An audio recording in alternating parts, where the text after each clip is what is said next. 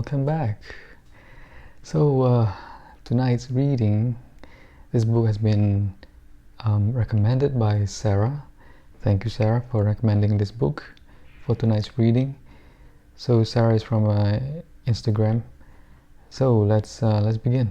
So this book is titled The Subtle Art of Not Giving a by Mark Manson.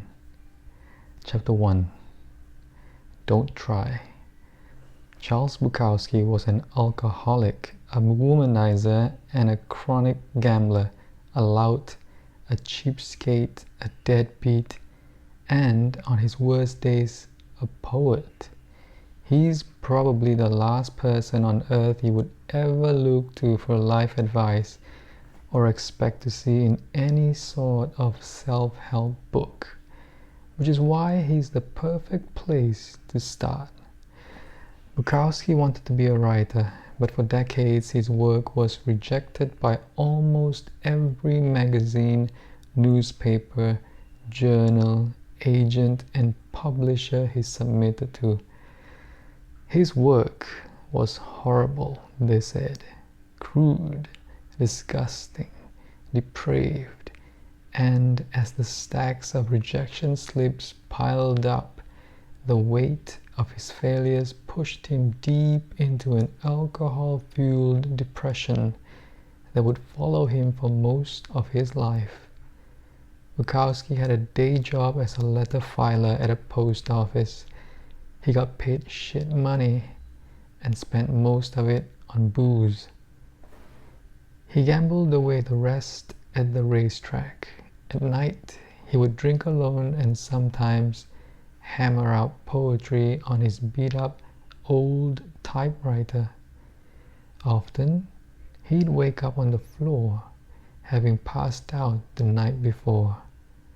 30 years went by like this, most of it a meaningless blur of alcohol, drugs, gambling, and prostitutes. Then, when Bukowski was 50, after a lifetime of failure and self-loathing, an editor at a small independent publishing house took a strange interest in him. The editor couldn't offer Bukowski much money or much promise of sales, but he had a weird affection for the drunk loser, so he decided to take a chance on him. It was the first real shot Bukowski had ever gotten, and he realized probably the only one he would ever get. Bukowski wrote back to the editor, "I have one of two choices: stay in the post office and go crazy, or stay out here and play at writer and starve. I have decided to starve." Upon signing the contract, Bukowski wrote his first novel in 3 weeks. It was called simply Post Office. In the dedication he wrote, "Dedicated to nobody." Bukowski would make it as a novelist and poet. He would go on and publish 6 novels and hundreds of poems, selling over 2 million copies of his books. His popularity defied everyone's expectations, particularly his own. Stories like Bukowski's are the bread and butter of our cultural narrative. Bukowski's life embodies the American dream. A man fights for what he wants, never gives up, and eventually achieves his wildest dreams. It's practically a movie waiting to happen. We all look at stories like Bukowski's and say, "See? He never gave up. He never stopped trying. He always believed in himself. He persisted against all the odds and made something of himself." It is then strange that on Bukowski's tombstone, the epitaph reads, "Don't try." See, despite the book sales and the fame, Bukowski was a loser. He knew it, and his success stemmed not from some determination to be a winner, but from the fact that he knew he was a loser, accepted it, and then wrote honestly about it. He never tried to be anything other than what he was. The genius in Bukowski's work was not in overcoming unbelievable odds or developing himself into a shining literary light. It was the opposite. It was his simple ability to be completely, unflinchingly honest with himself, especially the worst parts of himself, and to share his failings without hesitation or doubt. This is the real story of Bukowski's success. His comfort with himself as a failure.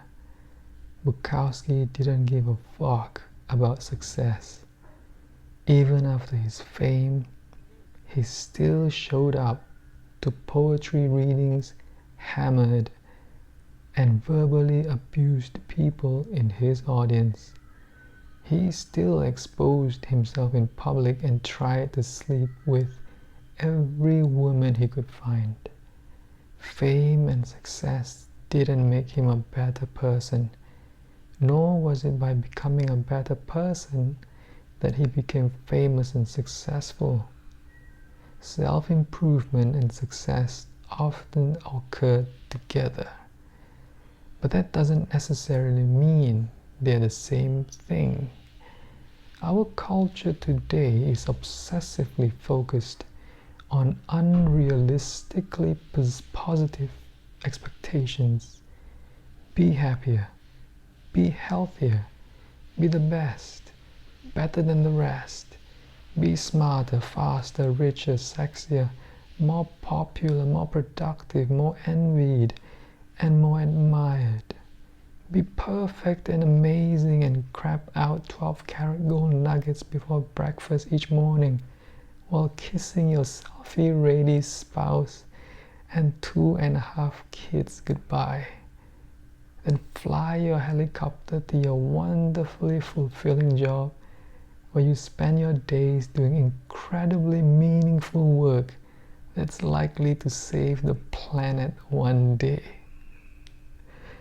But when you stop and really think about it, conventional life advice, all the positive and happy self-help stuff we hear all the time, is actually fixating on what you lack. It lasers in on what you perceive your personal shortcomings and failures to already be, and then emphasizes them for you. You learn about the best ways to make money because you feel you don't have enough money already. You stand in front of the mirror and repeat affirmations saying that you're beautiful because you feel as though you're not beautiful already. You follow dating and relationship advice because you feel that you're unlovable already. You try goofy visualization exercises about being more successful because you feel as though you aren't successful enough already.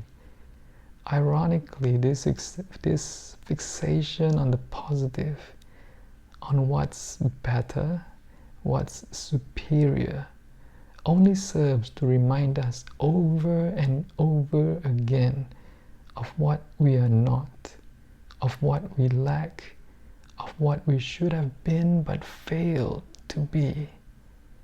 After all, no truly happy person feels the need to stand in front of a mirror and recite that she's happy. She just is. There's a saying in Texas, the smallest dog barks the loudest. A confident man doesn't feel a need to prove that he's confident. A rich woman doesn't feel a need to convince anybody that she's rich. Either you are or you are not. And if you're dreaming of something all the time, then you're reinforcing the same unconscious reality over and over, that you are not that. Everyone in their TV commercial wants you to believe that the key to a good life is a nicer job, or a more rugged car, or a prettier girlfriend, or a hot tub with an inflatable pool for the kids. The world is constantly telling you that the path to a better life is more, more, more. Buy more, own more, make more, fuck more, be more. You are constantly bombarded with messages to give a fuck about everything all the time. Give a fuck about a new TV, give a fuck about having a better vacation than your co-workers. Give a fuck about buying that new lawn ornament. Give a fuck about having the right kind of selfie stick. Why? My guess? Because giving a fuck about more stuff is good for business. And while there's nothing wrong with good business, the problem is that giving too many fucks is bad for your mental health. It causes you to become overly attached to the superficial and fake, to dedicate your life to chasing a mirage of happiness and satisfaction. The key to a good life is not giving a fuck about more, it's giving a fuck about less. Giving a fuck about only what is true and immediate and important. Wow, that is one good passage. I like this. So what have you learned today, tonight? Well, this might just change my life. Well, anyway, I hope you liked that reading, and thanks, Sarah, for recommending this book. So if you do want to recommend any book for me to read, do write down in the comments below. So yeah, until then, it's time for me to go to bed. I'll see you in the next video. Goodbye.